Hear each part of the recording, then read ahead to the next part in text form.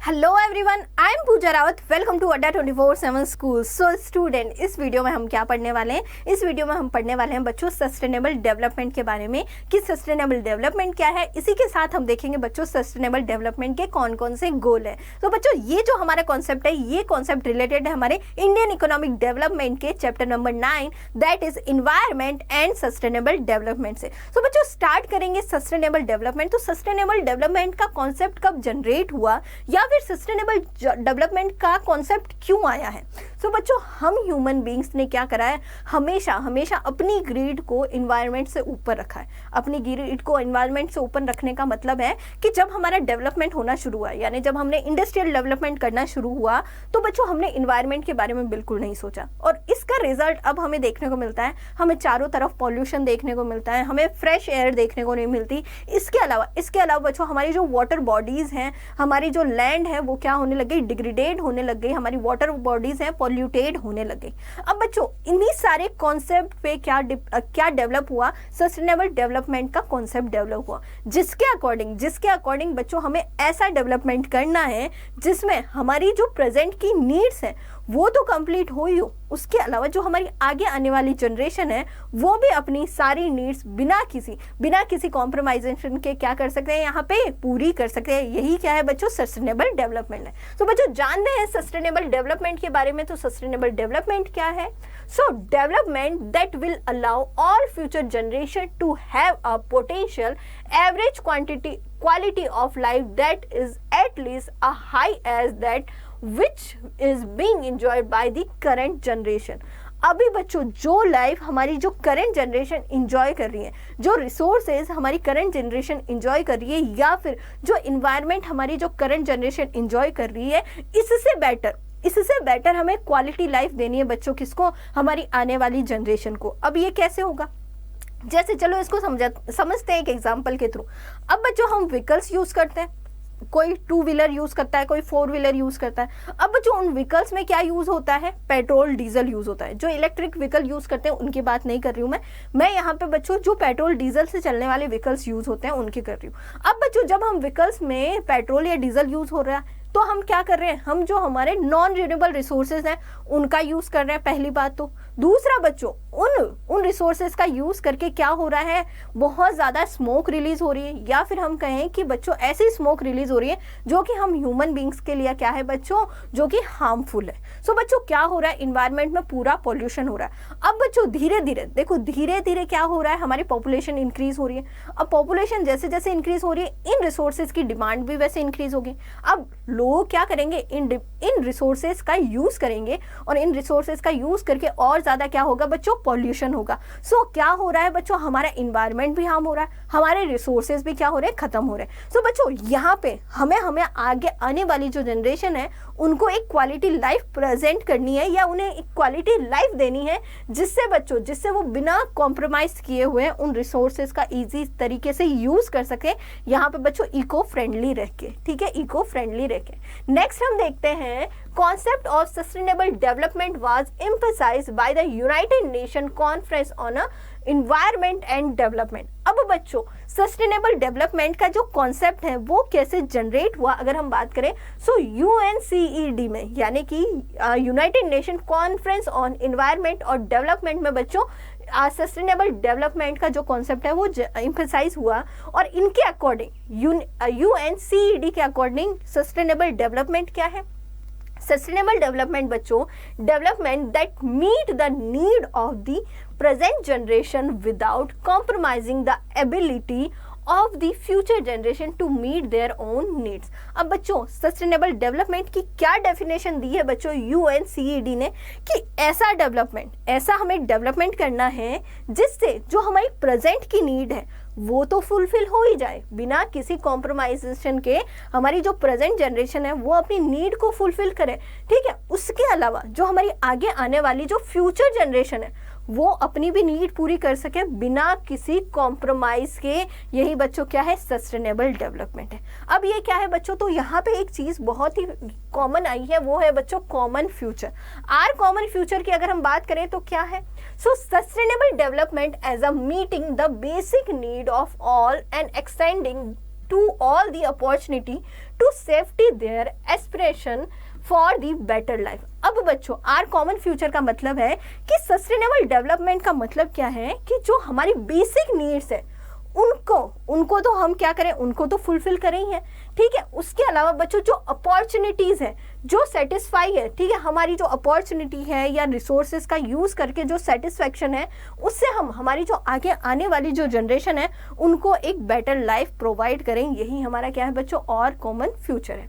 Next हम देखते हैं meeting the need of all required redistribution resource and is hence is a moral issue. अब बच्चों सबसे ज्यादा जो मोरल इशू है वो क्या है कि जो हमारी नीड्स है वो भी कंप्लीट हो और जो रिसोर्सेज है उनको हम ऐसे यूज करें कि हमारी भी नीड कंप्लीट हो प्लस हमारी आगे आने वाली जनरेशन की भी नीड कंप्लीट हो। यानी कि जो रिसोर्सेज रिक्वायर्ड है उनका रीडिस्ट्रीब्यूशन कैसे करें, यही बच्चों क्या है मोरल इशू है और इस पे अभी सब काम भी कर रहे हैं। नेक्स्ट हम देखते हैं बच्चों सस्टेनेबल डेवलपमेंट। ये हमारा सस्टेनेबल डेवलपमेंट ही है। Sustainable development as one which is directly concern with the increasing in a material standard of living of a poor at a grass root level.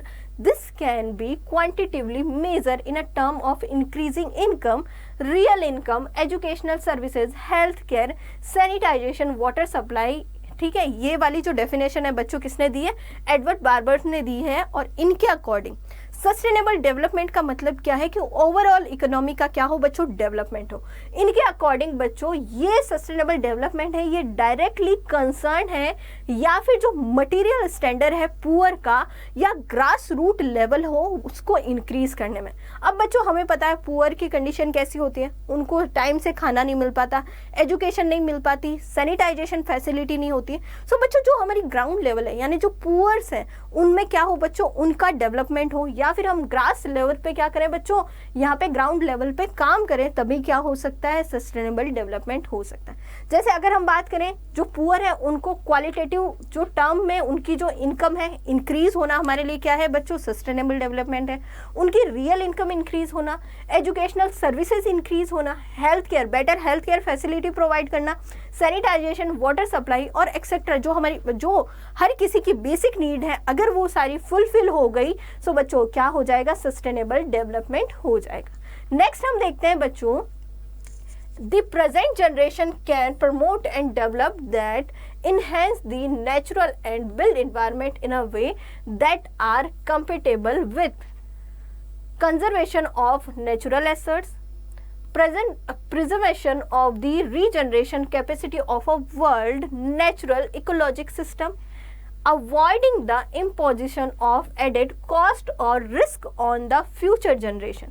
ठीक है, अगर हम बात करें जो हमारी प्रेजेंट जनरेशन है बच्चों उसको ऐसा डेवलपमेंट करना है या उसको ऐसे डेवलपमेंट को प्रमोट करना है जिससे बच्चों जो नेचर है या जो हमारा इन्वायरमेंट है वो क्या हो सके, इन्हेंस हो सके या फिर इतना कैपेटेबल बन सके जिससे क्या हो, जिससे हमारी जो नेचुरल एसेट्स है उनका हम कंजर्वेशन सही तरीके से कर सकें।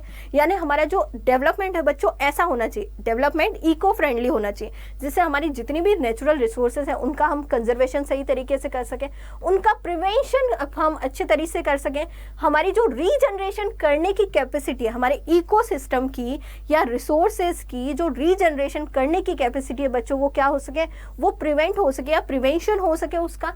नेक्स्ट है बच्चों avoiding the imposition of added cost और risk on a future generation. और जो हमारी फ्यूचर जनरेशन है बच्चों उन पे जो इम्पोजिशन है, जो हमारे रिसोर्सेज की इम्पोजिशन है या जो रिस्क है वो क्या करना है, हमें कम करना है। यही क्या है बच्चों, सस्टेनेबल डेवलपमेंट है। अब अलग अलग पर्सन ने बच्चों अलग अलग डेफिनेशन दी है। अगर आपके बड़ा क्वेश्चन आता है तो आप 2-3 डेफिनेशन लिख सकते हो। इसके अलावा अगर आपका छोटा क्वेश्चन आता है तो बच्चों आपने जो सबसे पहले UNCED ने जो डेफिनेशन दी है आप वही डेफिनेशन लिख सकते हो। ओके, अब हम देखते हैं बच्चों कि हमारे सस्टेनेबल डेवलपमेंट के कौन कौन से गोल है, इसके बारे में हम समझेंगे। तो बच्चों सस्टेनेबल डेवलपमेंट के 17 गोल्स है, ये भी देखेंगे। तो उससे पहले हम देखते हैं कि UN कॉन्फ्रेंस में 2015 में UN formulated 17 sustainable development goals intend to be achieved by year 2030 तक UN ने क्या करा है 2015 में बच्चों यूएन ने 17 सस्टेनेबल गोल रखे हैं और उनको 2030 तक क्या करना है, अचीव करना है। अब बच्चों ये 17 सस्टेनेबल डेवलपमेंट के गोल कौन कौन से अगर हम देख लें, अगर ये सारे अचीव हो गए ना, एक तरह से इंडिया में क्या पूरे वर्ल्ड में ही क्या हो जाएगा बच्चों, पूरा वर्ल्ड हमारा इकोसिस्टम में आ जाएगा, या फिर जो इकोसिस्टम है वो सही से काम करने लग जाएगा।